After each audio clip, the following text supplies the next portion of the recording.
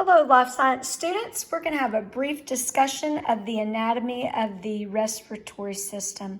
And we're going to be discussing it the way that the air flows when you inhale. Okay?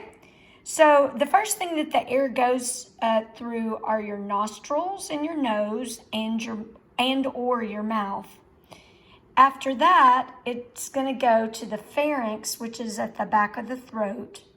Now, the pharynx will be connecting to two tubes, to the esophagus and the larynx, but the esophagus connects to the stomach, and that's in the digestive tract. So it's going to go from the pharynx to the larynx when you do the air, okay?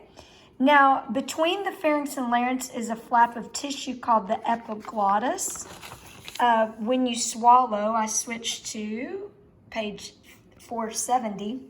When you swallow, the epiglottis bends down and covers the opening in the larynx, and it prevents food from entering the lungs.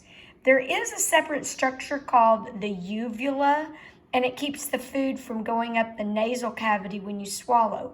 The uvula is the small flap that hangs at the back of your throat, okay? Now, inside the larynx is a last chance stop for food before it goes down the wrong pipe. And there's some folds, and the space between the folds is called the glottis. And the folds around your glottis are the vocal cords, okay? At the bottom of the larynx, it opens into the trachea, which is the windpipe.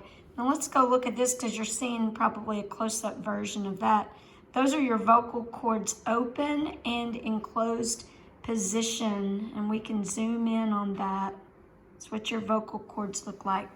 So at the bottom of the larynx, it opens into the trachea, which is also called the windpipe. The trachea branches to form two similar but smaller air passages called bronchi. Individually, it would be bronchus. There's two of them.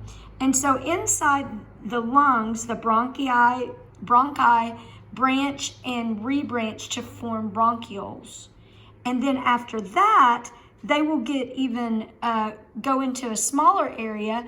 The air passing through the bronchioles finally enters microscopic sacs called alveoli, and they're only one cell thick, and this is where the exchange of gases takes place between the blood and the lungs. So let's go up here and look at this on the diagram a little bit more closely. So you've got your air going in and going, and then they're showing you a little more closely on this side. This is the bronchus, and then they're showing you a close-up of what happens even microscopically inside there.